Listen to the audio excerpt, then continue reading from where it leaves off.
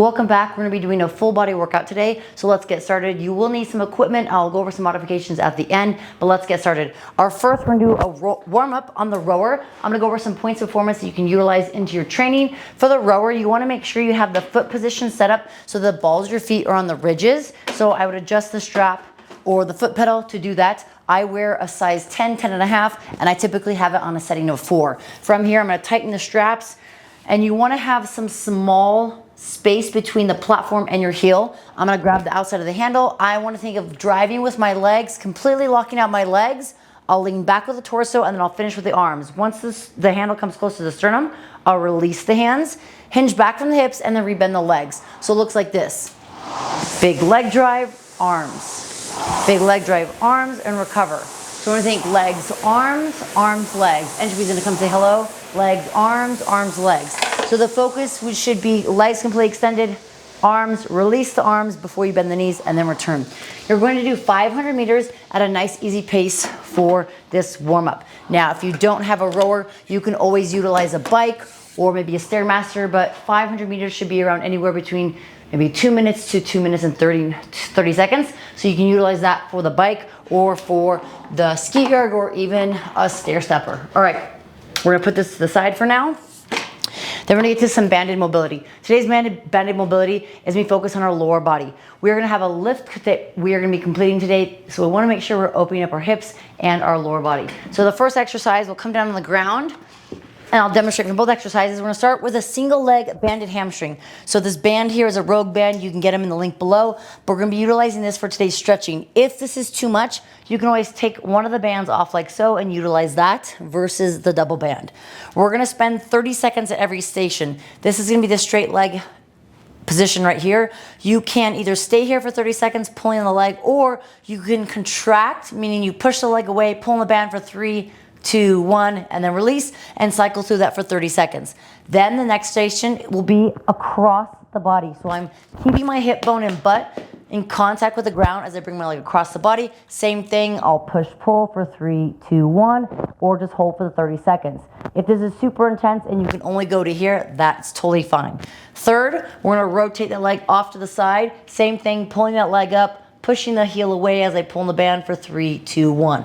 If you want an extra stretch here, I can bring my arm above my body and bring my opposite leg to my side. I'm gonna get a nice big side stretch on the opposite side.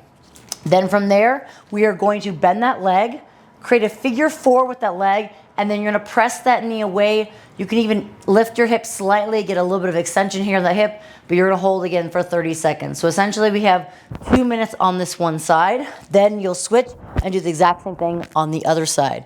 After that, you're gonna come up, and then we're going to do some dynamic exercises. 30 seconds here. I'm gonna be in a dragon position. I'm gonna tuck my pelvis under, interlock my hands. I'm gonna reach up, push my hips forward, and my arms go back, and then I'll come back. So again, you're gonna move through this flow for 30 seconds. Then we'll switch, exact same thing on the other side for 30 seconds. The goal here is to open up the hips, open up the upper body. Then that last one, you're gonna get into, a child's pose, so toes together, knees apart in a V. You can go as wide as you want, and then you're going to come into that child's pose position, arms extended out in front of you. This will get a little bit of the upper body as well. Now, that is going to be one full round.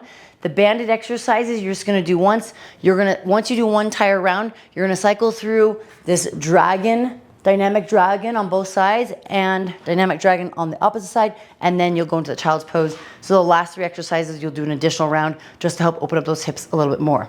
That'll be today's mobility. I personally love mobility and flexibility. I know a lot of people find it unimportant, but I have a lot of value in it. It allows me to help me feel better, and it saved myself in terms of my training and my career as a high-level CrossFit Games athlete for many years, and I find a lot of beneficial usefulness out of it, so hopefully you do too. All right, so as we move along, today's strength training component, we are gonna be doing 10 sets of 10 of a knees over toe split squat. So only thing we'll be needing here is a pair of dumbbells, but I'll show you guys the regression here in a second with the body weight as well as dumbbells. But stance position wise, we have our feet under the hips. I'm gonna stagger my stance, and I'm gonna have my weight distributed on both legs. My back leg is high on my toes versus being flat-footed. So I'm pushing off my toes. My front leg is going to be the leg that my knee is gonna drive past the toe, and I'm gonna get elongated as much as I can, this back leg, keeping that knee off the ground if possible. If you're very tight in your hips, that knee may touch, but keep that leg extended. I'm essentially bringing my butt and hamstring down to my calf, and then I'm gonna press all the way up. We are going to be doing, essentially, when I say 10 sets of 10, we're gonna be doing 10 total, so 5 and 5. So we'll do 5 on one leg, right? And then we'll switch, alternate our stance, back leg, again, high on the toes. We'll go as low as I can, and then I'll stand up. We are going to be doing 5 on the other leg. So it's 10 total, so 5 on each leg, and we're gonna do a total of 10 sets. You're gonna rest about 60 seconds to 90 seconds between each set. This is going to be something that cycles relatively quickly. Now for our loading, we have a couple different options. The bodyweight version I just showed, if you're new to training and new to doing these, then I recommend doing what I did. I also recommend maybe just scaling back to 8 sets or even 7 sets versus a 10 set. That is gonna be something up to you depending on your level of fitness. If we're utilizing the dumbbells, I like to grab one dumbbell in each hand, grab the back side of the dumbbell, have them kind of hang by my thighs, hips. I'm in the split stand position. I go all the way down, hit that bottom range of position, and then all the way back up. Again, 5 on one leg, then we'll switch 5 on the other leg. Now, if this is a hard position to get into, then the bottom position, you can add a plate. So maybe you have a 25-pound plate, a 45-pound plate. If you have an object or a platform that could maybe even like a small box that you could elevate your leg, you could utilize that as well. So I'm gonna use my slant board that I have here. I'm gonna have this, again, just elevated on the ground. I can place my foot on top and then perform those split squats. Now, this is going to raise my front leg up. If you're very tight, this is going to allow yourself to keep that back leg off the floor. If you have very tight calves or hamstrings and you can't get all the way down in the position where your entire foot's on the ground, meaning you come down, your heel comes up, the elevated position with your foot in front will help you. So it will make it a little bit easier. So that is something to consider if you are doing these with an elevated floor surface or elevated object. So again, 10 sets of 10, 10 total, 5 and 5. If you need to modify, do 7 to 8 reps, or excuse me, sets versus the 10.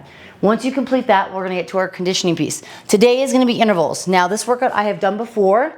There is gonna be a slight little variation of it. We are going to be doing 3 rounds versus the 4 rounds, but I personally love this because of the interval workouts allows us to push really hard and then allows our body to recover. So we're gonna work, rest, and then we're gonna repeat. The intention of these intervals is to try to get the same time frame for each interval.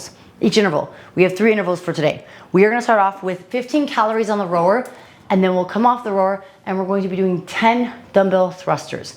You'll pick the load, it'll be nice and easy. So just to kind of give an example of how it's gonna look with the intervals, we want to incorporate a long short pull. If you guys have watched my rowing videos or other tutorials that I've shared before, the long short pull allows you to accrue the calories or meters a little bit faster, but also allows you to work on different implements, specifically positions, meaning my traditional pull here on the rower looks kind of like a traditional conventional pull, like a deadlift, meaning if I'm here in this position, I'm driving, and then I finish the deadlift here. Again, not exactly the same, but similar. So that long or regular pull is like so. That short pull is a hybrid pull, more like an RDL, where I have a slight bend on my knee, I'm hinging more from my hips, and I'm using more of my back and hamstrings to pull. The reason I incorporate this, it also allows me to change up the muscle groups that I'm using, right? I'm able to recruit a little more hamstrings and back, so I give my quads just a little bit of rest. So it looks like so. We'll do long, short, long, short. You'll also hear the flywheel go a little faster. And when I do that short pull, I might be using a little more of my upper body and arms, but it also allows me to, again, accrue those calories and meters a little faster. So you'll perform 15 calories on the rower. You'll pop off the rower. I'm gonna move it out of the way just for demonstration purposes so you guys can see perform the dumbbell thrusters. Also, make sure you always put your monitor down and bring the handle outside the hook for the chain. All right, so for the dumbbell thrusters, they'll be on the floor. You can go straight into a full clean into that thruster. Another option too, if they're on the ground, I'm gonna jump, shrug, power clean into my shoulders, get set where my feet are underneath my shoulders, toes turned out slightly. I'll send my hips straight down, get my hip crease below the top of the thigh, and then I pop my legs, pop my hips, and transfer momentum into the dumbbells. The intention is to do 10 unbroken. So pick a loading that is a weight that you can do unbroken for those repetitions. Again, 15 calories, 10 dumbbell thrusters.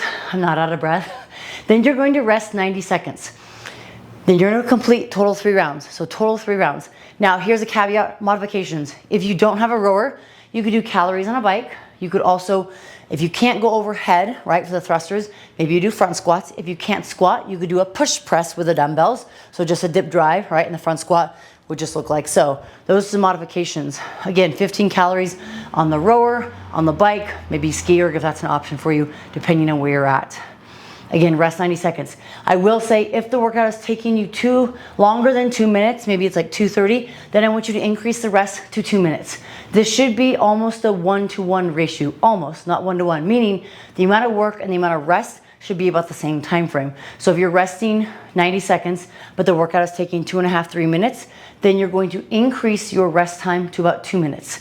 You also can modify to do 10 calories on the rower and 10 dumbbell thrusters. I want you to meet yourself where you're at fitness level wise. I'm giving this as a guide and recommendation and a workout that you can incorporate into your routine, but make sure you modify to meet yourself where you're at so you can still enjoy the workout and get some benefits from it.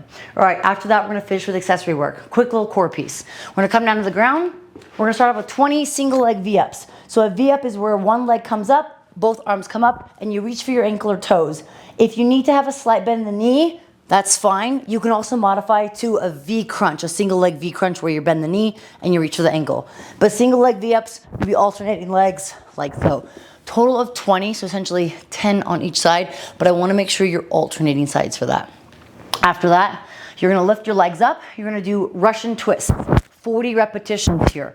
If this is challenging, place your heels down on the ground. They'll give you a little bit of stability. If you wanna make it a little more challenging, grab a light dumbbell or change plate and do those rotations. 1, 2, 3, etc. 40 reps. You'll then rest as needed and complete total of 2 sets for the accessory work. The accessory work is based on core. Again, core is not just the front side of the abs, it's obliques, it's the backside, so we will change the variety of exercises that we have. If you guys found this beneficial and helpful and you want these workout of the days or you want these daily movements, please feel free to comment below and share with others. The more people that they see it and the more people that love it, hopefully I'll continue to do these. If not, and you want more specific tutorials, mobility videos, please share as well, and I will make sure I incorporate that into the routine. Thank you guys for tuning in.